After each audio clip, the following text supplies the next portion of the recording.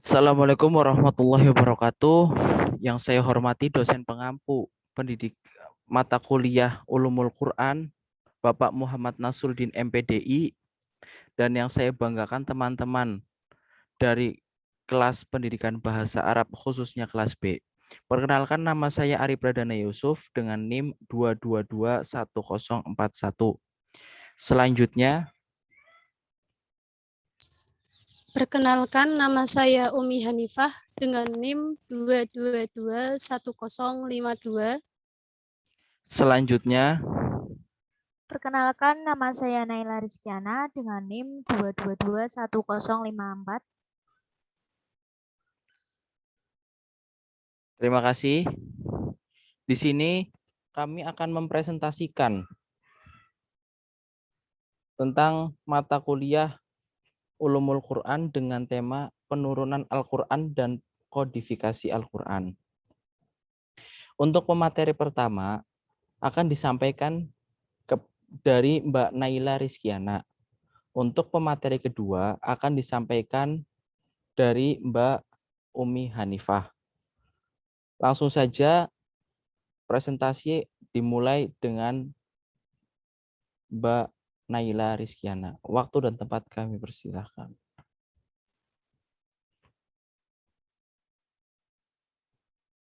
Saya sebagai pemateri pertama akan mempresentasikan penurunan Al-Quran.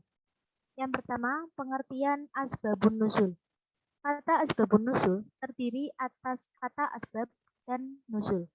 Asbab adalah kata jamak plural dari kata mufrad tunggal, sabab yang secara etimologi berarti sebab, alasan, ilat, dasar logis, perantaraan, wasilah, pendorong atau motivasi, tali kehidupan, persahabatan, hubungan, kekeluargaan, kerabat, asal, sumber, dan jalan.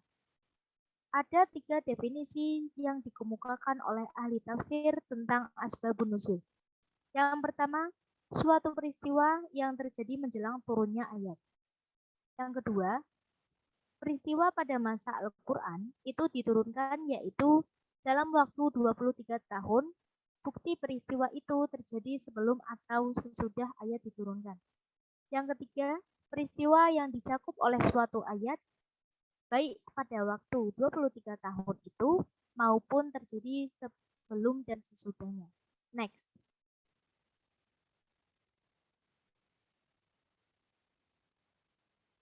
Dua, tahapan turunnya Al-Quran menurut para ulama.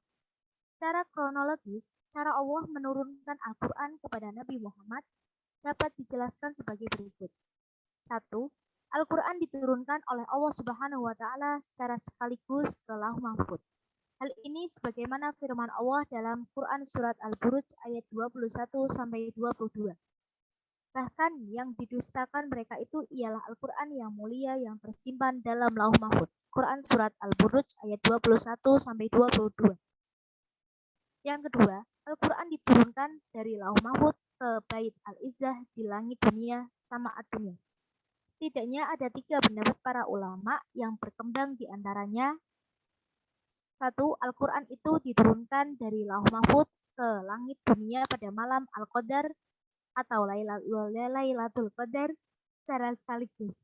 Kemudian diturunkan secara berangsur-angsur kepada Nabi Muhammad SAW dalam tempo 20 tahun atau 23 tahun atau 25 tahun. Yang kedua, Al-Quran itu diturunkan ke langit dunia dalam 20 kali Lailatul Qadar dalam tempo 20 tahun atau dalam 23 kali Lailat Al-Qadar dalam tempo 23 tahun atau dalam 25 kali Lailat Al-Qadar dalam tempo 25 tahun.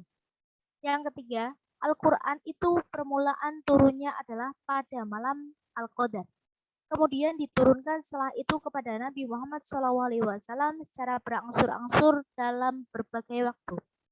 Dari ketiga pendapat di atas, pendapat yang disebutkan pertama lebih dapat diterima daripada 2 pendapat lainnya.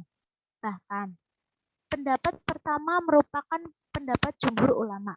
Hal ini didasarkan pada pemahaman bahwa ketiga ayat Al-Quran tersebut ialah Quran Surat Ad-Duhan ayat 3, Quran Surat Al-Qadar ayat 1, dan Quran Surat Al-Baqarah ayat 185.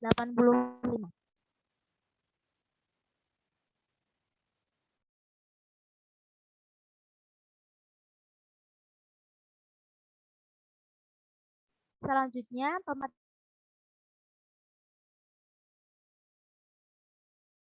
Terima kasih untuk Mbak Naila Rizkiana. Selanjutnya akan dilanjutkan oleh Mbak Umi Hanifah tentang pengkodifikasian Al-Quran. Waktu dan tempat saya persilahkan.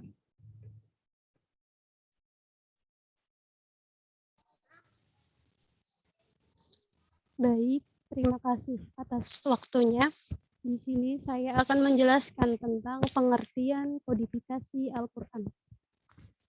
Yang dimaksud dengan kodifikasi Al-Quran atau Jam'ul Quran oleh para ulama adalah salah satu dari dua pengertian berikut.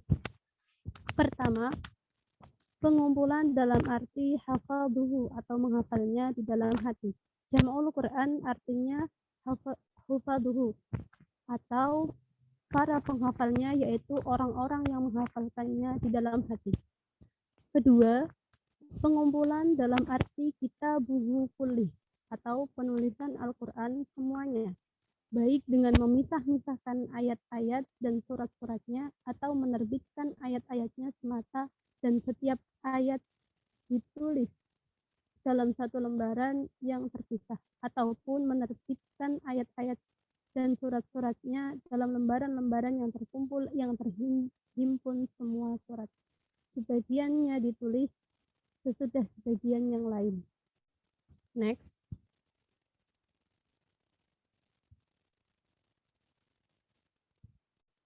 Yang selanjutnya yaitu tahapan-tahapan kodifikasi Al-Quran. Tahapan kodifikasi Al-Quran yang pertama yaitu kodifikasi Al-Quran pada zaman Nabi Muhammad SAW. Pada zaman Nabi Muhammad SAW masih hidup, penulisan Al-Quran dalam satu buku kompleks belum merupakan kebutuhan mendesak dan belum ada yang sempurna. Sekalipun Nabi sendiri memiliki sekretaris, khususnya yang bertugas mencatat semua wahyu yang diturunkan kepada beliau. Penulisan Al-Quran dalam satu naskah seperti yang sekarang baru terrealisasikan pada masa Khulafaur Rasyidin. Namun demikian, Imam Hakim pernah mengeluarkan sebuah riwayat berdasarkan syarah Bukhari dan Muslim dari Zaid bin Thabit. Ia berkata, kami pernah berada di sisi Rasulullah SAW dan menulis Al-Quran di kulit-kulit. Artinya pada zaman Rasul ini belum ditulis secara langsung semuanya, namun telah ditulis di antaranya di kulit-kulit, di pelapah kurma, dan di lempengan-lempengan. Namun pemeliharaan Al-Quran ini tetap terjaga pada zaman Nabi, karena pada zaman Nabi ini dilakukan pemeliharaan Al-Quran dengan cara hafalan. Jadi Nabi sendiri dan para sahabat itu menghafalkan Al-Quran secara langsung. Yang kedua yaitu kodifikasi Al-Quran pada zaman Khalifah Abu Bakar As-Siddiq radhiyallahu anhu. Pada masa Khalifah Abu Bakar As-Siddiq dilakukan kodifikasi terhadap naskah Al-Quran yang telah ditulis pada masa Nabi itu. Karakter kodifikasi Al-Quran pada masa ini ditandai dengan penyusunan Al-Quran dalam suatu naskah secara rapi dan berurutan. Dirinya suatu surat dapat dibaca secara sempurna dalam satu naskah karena ia tidak tersebar dalam lembaran-lembaran yang berbeda. Meski awalnya Khalifah Abu Bakar merasa keberatan, akhirnya beliau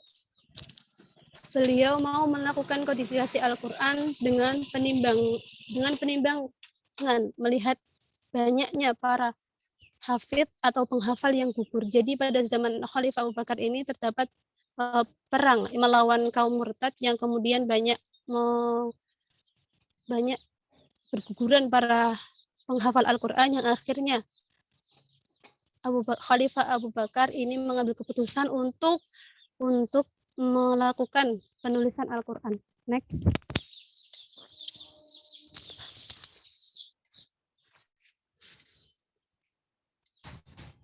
Yang ketiga yaitu kodifikasi Al-Quran pada zaman Utsman bin Affan radhiyallahu an.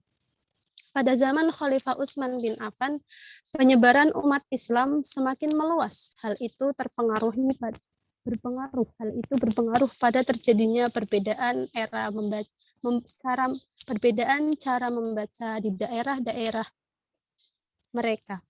Perbedaan itu bahkan sampai memicu terjadinya perpecahan dan perselisihan karena menganggap paling benar. Untuk menghindari perselisihan yang mengarah kepada perpecahan tersebut, maka Khalifah Utsman bin Affan sebagai khalifah pada masa itu mengambil kebijakan dengan melakukan pengkodifikasian kembali Al-Quran dengan menyatukan bentuk tulisannya berdasarkan Al-Quran yang ditulis pada masa Abu Bakar. Utsman membentuk tim penulisan dan memerintahkan mereka agar Al-Quran ditulis dalam satu mushaf yang sama. Yang satu dan selainnya harus dimusnahkan. Pekerjaan ini pada zaman Khalifah Utsman ini kemudian menghasilkan suatu ilmu yang dikenal dengan ilmu rasm Al-Quran dan ilmu rasm Utsmani. Kemudian mushaf yang terkodifikasi pada zaman Khalifah Utsman ini dikenal dengan mushaf Utsmani. Terima kasih, itu saja penjelasan dari saya. Ya, terima kasih Mbak Umi Hanifah. Mungkin itu saja yang dapat saya sampaikan dari kelompok saya. Apabila ada kekurangannya, memang sangat banyak kekurangan, tapi dari kelompok saya sendiri ingin meminta maaf kepada audiens semuanya. Terima kasih dari saya. Ungdur mangkola walatang dur mangkola. Wassalamualaikum warahmatullahi wabarakatuh.